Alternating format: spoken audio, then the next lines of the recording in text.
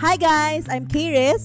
And I'm Kai, and welcome back to K Catch Up! And for today's episode, we're going to talk about a topic na I think is quite taboo, pero very common amongst our, age group. Yeah. Like, hindi pwedeng maging teenager ka in this day and age. If di mo ma-experience yun. Yes, Yeah. especially tayong mga pandemic teenagers. Yeah, oo. So, our topic for today is dating apps. Ooh. Online dating app. Yeah. Spicy. Yeah, and medyo romantic side na tayo. Yeah. Basically. Medyo, personal take Yeah, on oo. the whole online dating Yes. culture here in the Philippines. Kasi, yun nga, meron tayong parang concept of dating Yeah, na hindi oo. pareho sa West na Yeah. concept.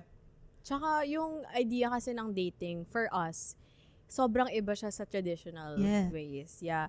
If, kunyari, marinig tayo ng mga lola natin or parents natin, sobrang madidisappoint sila sa dating Oo. culture natin. Kasi sobrang layo. Oo. So parang ang nangyari, we had our own take dun sa westernized oo. na dating Yeah. culture. But at the same time, ang hirap din i-navigate yung online dating since it's a West a Yeah. West Oo. concept. Saka ibang-iba talaga siya sa traditional ng Filipinos. Kasi Which is, diba, diba, yung tayo paano- harana. Oo. Diba? Yung mga Harana yun. Ako panliligaw. never ko nga na-experience yung Ako harana. din. Never. Parang nowadays, wala na atang, or konti na lang ang nakakagawa ng harana, nakaka-receive ng harana. Kaya although syempre it's very romantic, Yeah. pero hindi din naman natin mabiblame Yeah. ang kabataan ngayon kasi nagkakaroon na din ng switching sa mga gender roles na Yeah. hindi na lang lalaki yung naghahabol. Oo, totoo. And of course, syempre mas diverse na rin yung pairings of couples these days. Yes. Oo. Na we were able to create this atmosphere for all Yeah, kinds safe of space. couples. Yeah, to be able to LGBT. Express their love. yes, and their public displays of affections, Yeah, di ba? oo. So, okay. So going back to dating, ano bang mga dating apps to? Ano bang Oo online nga. dating app? ako personally, I've only been to two. Yeah. So I've only used Tinder and Bumble. Yung the typical dating apps. And ginagamit mo pa yun ngayon? Yung ginagamit ko na lang ngayon is Bumble kasi for me, medyo masyadong liberal ang atmosphere ng Tinder na medyo hindi siya fit sa hinahanap ko. But also at the same time, with Bumble kasi, hindi ko ina-endorse yung Bumble. It's a preference. Yeah, tsaka observation Oo. and personal experience. So with yeah. Bumble naman, maganda kasi ikaw yung nag-first move. Yeah, But at the okay. same time, it's kind of weird din. Kasi nga, we've been taught na, ay, dapat lalaki yung mag-aaya sa'yo, lalaki yung magbibigay ng first move. Yeah. Sa atin, it's not common. Kaya lang naman nagkaroon ng ganung concept kasi they want women to be in control. Yeah, oo, which is good. Yeah, pero at the same time, it's new to us. Yeah, oo. So medyo hirap niyang i-navigate at first. How about you? Are you in dating app? Actually, right now, I'm a retired. Wow! Retired na ako sa mga dating apps kasi I'm in a relationship now with like 4 years na. Pero, nag-start din kami sa dating app. Really? Yeah, oo, online. So how did that Ano to kasi, pandemic. Yeah. Pandemic siya. So, syempre, bored ka pa sa pandemic, nag-explore ka sa iba't ibang dating apps available. Tsaka sobrang boring kasi Oo. talaga nung pandemic, 'di ba? So, yun, nag-try ako mag-download ng dating app. Di ko na sasabihin ko anong dating app kasi hindi siya kilala. Basta it's a dating app. Hindi siya Bumble, hindi rin siya Okay. Tinder. Basta yun na lang ang hint. Di Bumble, di Tinder. So, ayun, masaya naman and happy naman kami ngayon and strong. So ayun. you're one of the success stories. Yeah, oo. So ayun nga, speaking of the pandemic, survey says na during the pandemic, maraming gumamit ng mga dating apps to look for that romantic connection. Yeah. And personally, hindi ko naman i-deny na nag-start din talaga ako ng mag-dating apps Nung pandemic. during the pandemic. Oo. Kasi it's really hard to meet new people. Yeah. Na, Nung pandemic. Oo, pero at this, Oo. parang people, I guess the older generation would expect us to be able to cope well dun sa nangyari. Kasi nga, lagi nang sinasabi na, no, mas naman kayo, wag na kayo puro Facebook, wala naman puro Instagram. Online. Oo, so, nung nangyari yung pandemic, I guess they would expect na we would cope better than them kasi nga, di naman talaga tayo lagi lumalabas. But no, it was really hard to, to develop your social skills. And a lot of people use dating apps to develop their social skills during the pandemic. So, it was a convenient way to meet new people na hindi lang reto-reto ng friend mo. Yeah, oo. At least on your own, nag-explore ka kung anong gusto mo sa isang tao. And there are also a lot of testimonies na sinasabi na although hindi sila nakahanap ng romantic love or ng romantic partner sa mga dating apps na to, but they learned a lot of wisdom from other people that are outside their circles. So, kayo ba? Like, nung nag-meet kayo during the pandemic, how did you like got to know each other? Kasi syempre, di ba, online lang. Oo. Tsaka syempre, doon pa rin yung trust issues. Yeah, oo. Actually, nung unang-una, messenger lang. Chat-chat muna, getting to know each other. Hanggang sa dumating sa point na, uso kasi nun yung Discord. Uso yung mga Discord calls, online calls doon. Kasi tambayan siya na mababa yung pang data. So, okay lang kahit matagal ka doon. Tapos, para lang siyang messenger call. But you're on a different platform. It's basically a space where you can enjoy each other na nag-uusap lang kayo, may different mga channels. bots. Oo, may music, you can play music, you can play games na nga dun eh. Tsaka yung mga watch parties. Oo, yun. Dun kami nag-start mag-bond talaga ng partner ko. Tapos masaya naman siya kasi we were able to get to know each other kahit virtually lang nung pandemic. Actually, nung pandemic. Tapos hanggang ngayon, kasi kami, long distance. Yeah. Siya, nasa US siya. Yeah, pero umuwi-uwi naman siya dito. Doon lang siya nag-aaral. So, ayun, masaya naman kasi through there, nagkakaroon kami ng platform para mas makausap naman yung isa't isa. So, how did you parang develop a connection? Kasi people would expect na mas magkakaroon lang kayo ng, I guess, deeper intimacy to know each other. Ng like, meeting each other physically, tsaka parang being able to see each other act how you parang eat outside, ganun. Parang naman ako na hot seat doon. So, naman kasi, paano ba kami nag-get to know nun? Ang naalala ko lang kasi, nagkakaroon kami ng mga date nights. So, yung mga date nights yun, talagang focus kami sa isa't isa.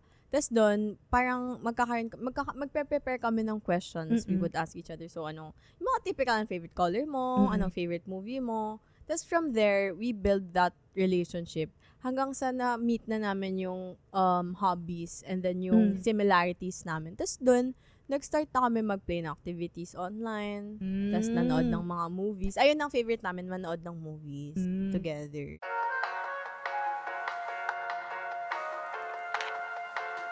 So, dito talaga natin makikita sa online dating na nag-e-evolve talaga yung ways. Kung paano tayo getting to know each other. So, eto naman, nung nag-meet kayo sa online, like, dating site na sinasabi mo, did looks matter? Siyempre! Siyempre! Kasi yun naman kasi yung una nakikita ng mata. So, talagang, doon sa dating app, talagang tinitignan ko talaga ng maigi yung mukha. Tama. Wait, kasi... Ako naman. Yun naman talaga una nakikita. Bakit sa mata ba? Hinahanap ba yung characteristics ng isang tao? So, yun, talaga I'm gonna be frank. Talagang mukha naman talaga yung unang nakikita. Actually, I agree. Yeah. I definitely diba, sa Bumble ngayon, experience mo doon. Sa Bumble, pag nagsaswipe ako, syempre, hindi ako para meron akong kapag matagal ka na nag-swipe sa mga dating apps, magkakaroon ka na ng parang boundaries mo or mga non-negotiables. Kasi kunyari, kapag unverified, kasi may, for those who don't know, sa Bumble, meron sila parang AI technology na they can ask a user to have their pictures verified na sila talaga yon.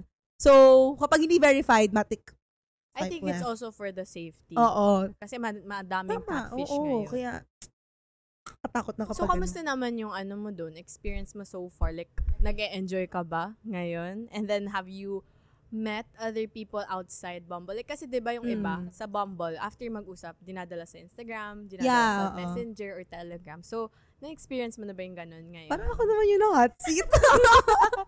Nabalik ko lang. Sige. Ako talaga aminin ko, I'm a frustrated dating app user. Okay. As in, hindi ko parang ang dami-dami kong nakakausap na guys doon.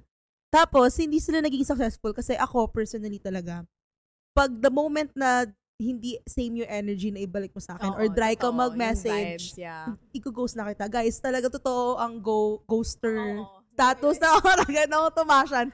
I-ghost kita kapag dry ka mag-message. Kasi I think yung sa message, it speaks a lot about the person. Kapag ka ganun ka mag-message, parang, alam mo yun, parang ayoko na. Tama na. Yes. Pero ako naman din, hindi ako masyado nakakapag-meet up with those people I talk with. Kasi may trust issues din ako sa mga nakakausap ko. Lalo na online din.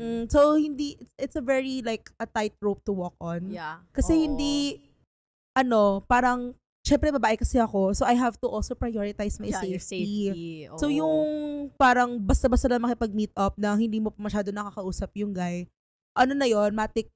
Yeah, kahit sila na yung nag-aaya na, hi, let's go on a date, ganyan. Pero, literal na one day pa lang tayo nag-uusap. Yeah, actually, kahit nga pagbigay lang ng IG, hindi ko pa magawa. Yeah, tsaka you know something's up kapag ganun na. Like, you know na you want something more than kausap. Kapag something SPG na yun. Yes. And minsan kasi hindi naman din yun yung priority ko. Sa pagda-dating app. Ano ba ang hanap mo sa dating app? Ang hanap ko sa dating app is actually like, find a partner, pero at the same time, long term. To find friends na rin. Like, not necessarily long term, pero just to see my option, kung ano yung options na meron ako.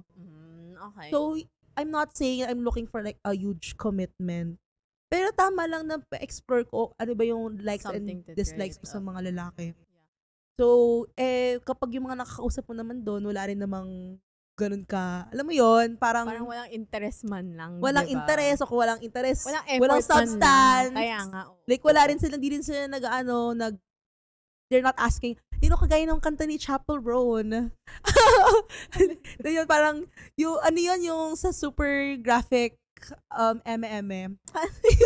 yung lyrics na So I took him to this bar, and this man wouldn't dance. Anong title to? Yung super graphic, ultra modern girl. Sabi nga, kantahin nga, saan pa?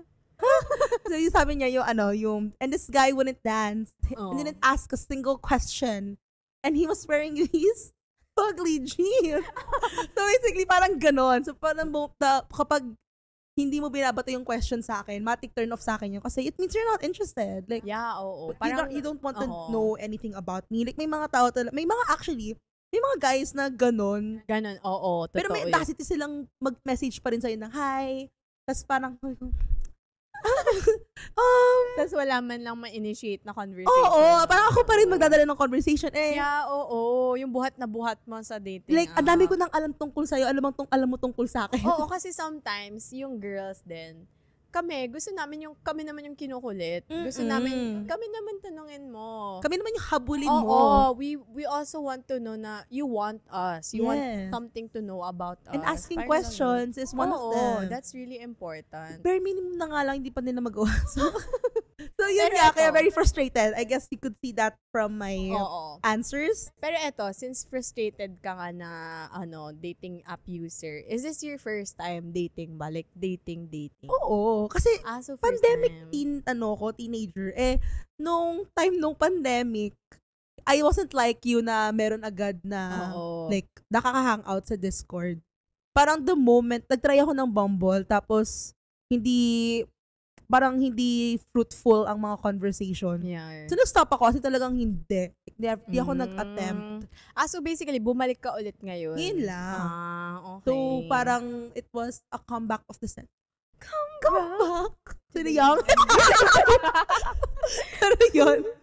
So, kasi ngayon, wala ng pandemic, so wala na din yung fear na mahawa ka ng COVID, ganun.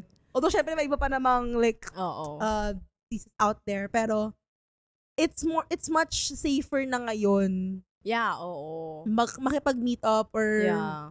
to Yun, speaking of run around. meetups, na-try mo nang mag-meet up before? I met one person, but it didn't work. Parang hindi lang din kami masyadong like nag-vibe. Nag-click. Yeah. So, would you do that again? Honestly, if maayos yung conversation prior to the Kasi we click during sa pagcha-chat. Oo. Pero alam mo yon, may mga times na talaga na sa kapag in person na. Yeah, oo. Iba na yung, alam mo yon, the But dynamic. I think, speaking of meeting up with people sa dating apps, I think it's also important for our viewers to know na you should think about your priorities. Kahit babae ka man or lalaki ka, think about your priorities. You just think about your safety. Yes. Kasi kung first time mo meet, you should be suspicious. Hindi naman suspicious. Or dapat you should have your boundaries. Tsaka din, maging proactive ka sa safety mo. Oo. Dapat alamin mo yun ba talaga yung mukha ng isang tao? Yes. Yun ba talaga yung ginagawa niya sa buhay? Kasi Tama ba yung mga binibigay niyang information sa'yo? Oo, kasi baka mamaya sa China, baka mamaya malaalis go yan. Baka naman mamaya, maging maleta ka. Baka naman mamaya, iba naman pala yung identity niyan. So, it's really important to do our research. At saka, important din yung consent. Yes. Yeah, that's important. Really important. Pag makikipagkita sa isang tao, dapat yung hindi ka pinipilit. Yeah, Dapat it's from your own, talaga. So, yun din talaga yung reason kung bakit, although nagbo-boom ang dating apps sa Pilipinas, ang dami pa rin hindi talaga for them ang dating apps. Oo. Kasi it's a very dangerous country, guys. Yeah, oo. It's really, talaga. Ang dami nangyayaring krimen ngayon. Yes. So, ngayon, as we've mentioned earlier, we believe na looks really matters sa dating apps. Yeah, oo, totoo. And, ayun, hindi din natin mabiblame yung sarili natin because that's how dating apps work. Oo. Like, ganun sila. Tsaka picture kasi ang unang ina-upload eh.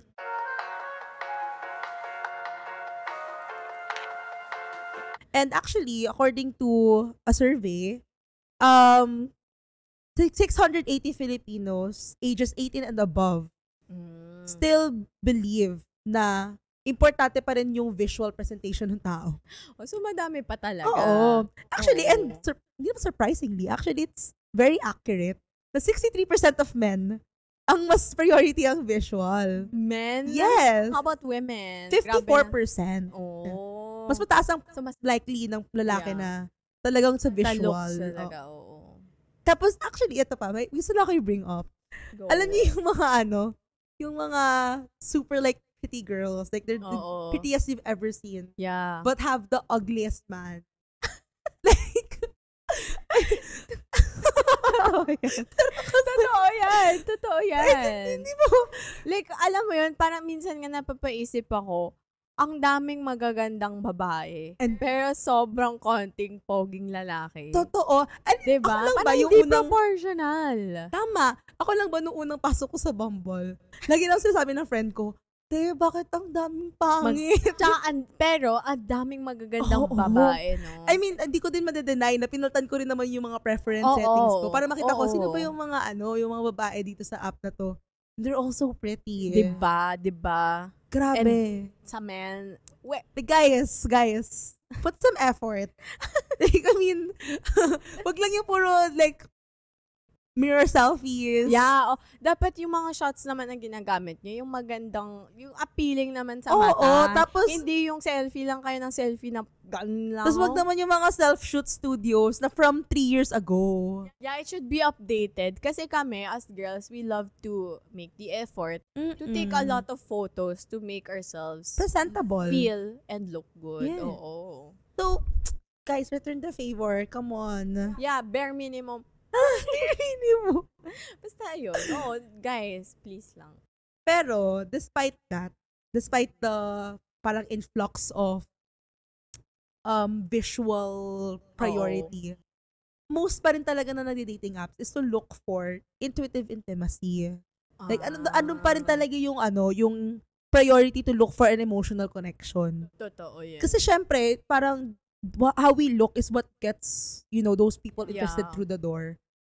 But at the end of the day, yun nga, kagaya ng kinuwento ko nga kanina na, kung hindi ka rin like interested or wala kang balak magkaroon ng emotional connection with me, ano siya, Oo, it's a wala na. no-no. It's a no-no, yeah. Wala na. Like, wag na natin to pag-usapan. Oo, tsaka kasi ang pangit lang ngayon sa culture ng Gen Z or mga younger generations is yung concept of love. Yeah. Parang hindi siya naseseryoso.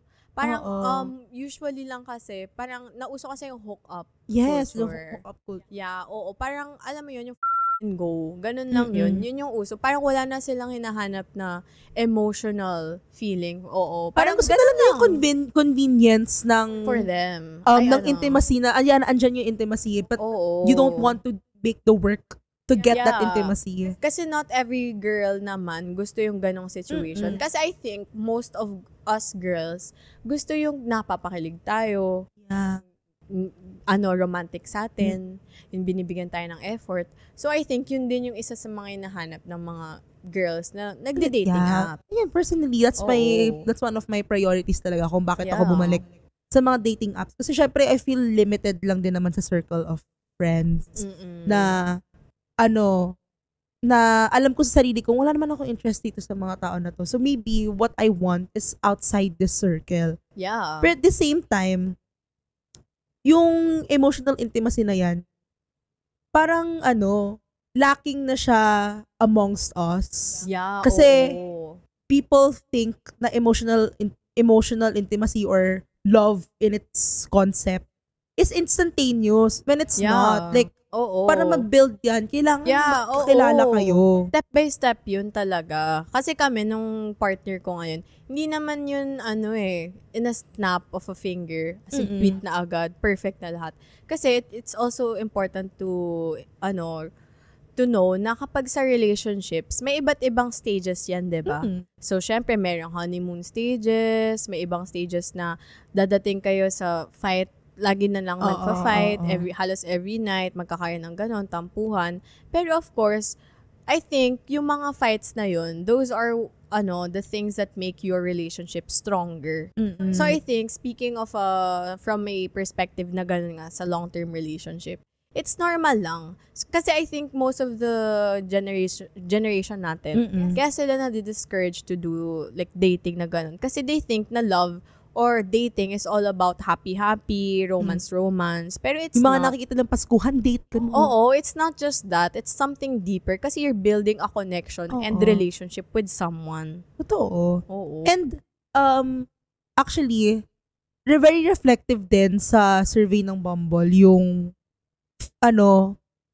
side na mga babae yung mostly frustrated. Kasi, mostly, sila din yung naghahanap talaga ng emotional intimacy na yun.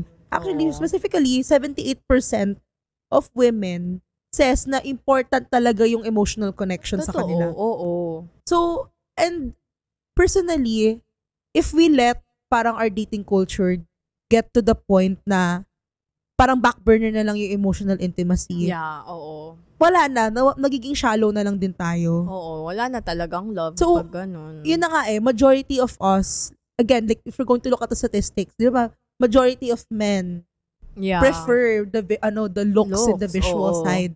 While on the other side of that yung statistics din naman, women mostly prefer emotional connection. Yeah, kasi di rin nila masyadong priority yung visual. So, parang nakikita mo yung hindi nag-a-align yung interests. Tsaka yung objectives ng isa't isa when it comes to dating. Kaya usually talaga hindi nagkakatalo yung mga ganun. And it's hard to achieve that through online dating. Yeah, kasi, alam mo yun din yung isa sa challenge ng online dating. Alam mo yung mga yung mga tropes. So kami ng mga friends ko, we'd always talk about our favorite trope. So merong yung enemies to lovers, yung friends to lovers, yung strangers to lovers. Kasi kami personally, we prefer... Are you curious? Go.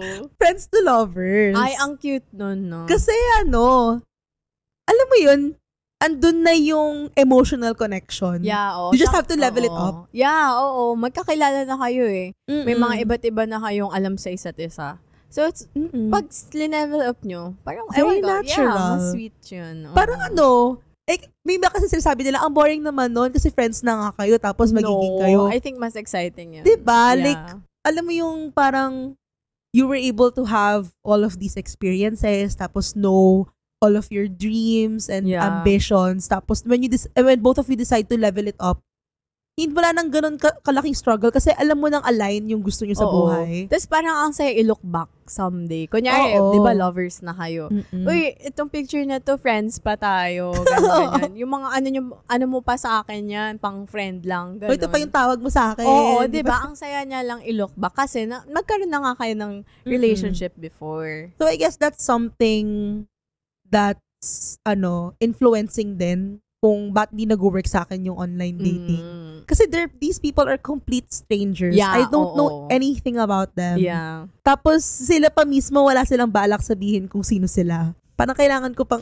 Yeah, you have to force it out of them Kung hindi naman force it out, kailangan ko pang... mag-research pa. Oo, tapos parang kahit man mag-share sila sa'yo, yung meron din naman at the back of my head yung skepticism na totoo ba itong sinasabi niya? Like, ito pa talaga yung ano niya.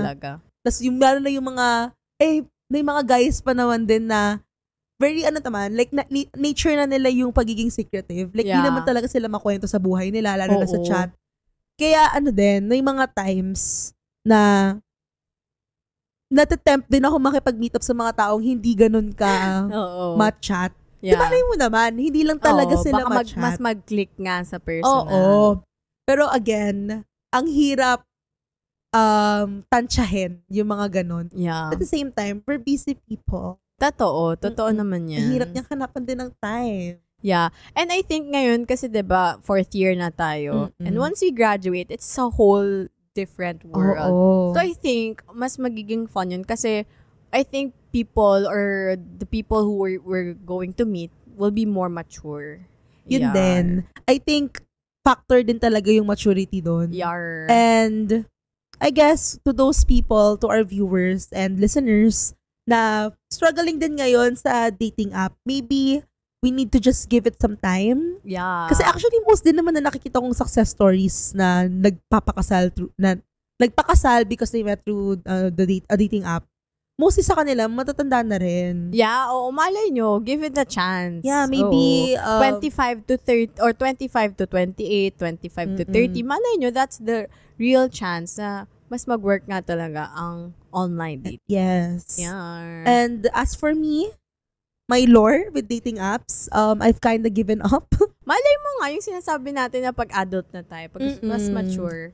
So, try again. Yes, we're gonna give it some time. Yeah. Maybe shift our priorities. Yeah. Let's go. Let's get that loud eh. Tsaka love yourself muna. Yes. Yeah. Guys, importanteng. Yeah, yun din pala. Speaking. Yeah.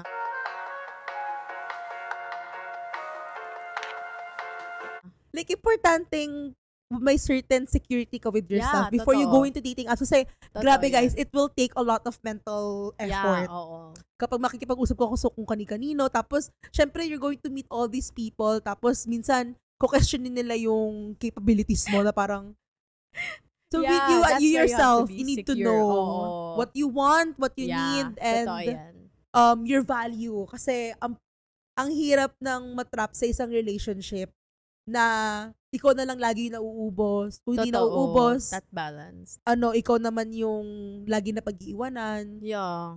So, ayun. So, that's a little advice in our little show. Viewers. Yes. Okay.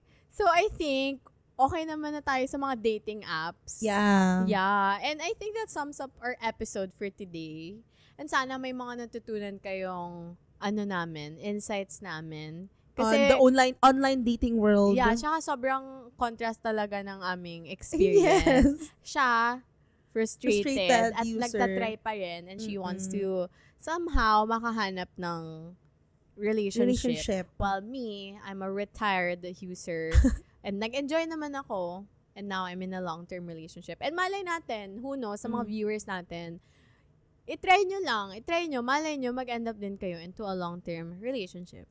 And I guess that shows when online datings are the power. really like a coin. Yeah. There are two sides of the coin. Yeah, oo. So, just have to try and try. Bahala na lang kung ano yung malabas na result sa pag-flip mo ng coin. Yes. So, yun lang guys. So, thank you so much for tuning in. Thank you so much. And then we'll see you again next week. Yeah, probably next week or next month. Who knows? Who knows? So, ayun guys. Thank you so much for watching our K&K Catch Up. See you guys next time. Bye! We hope you enjoyed.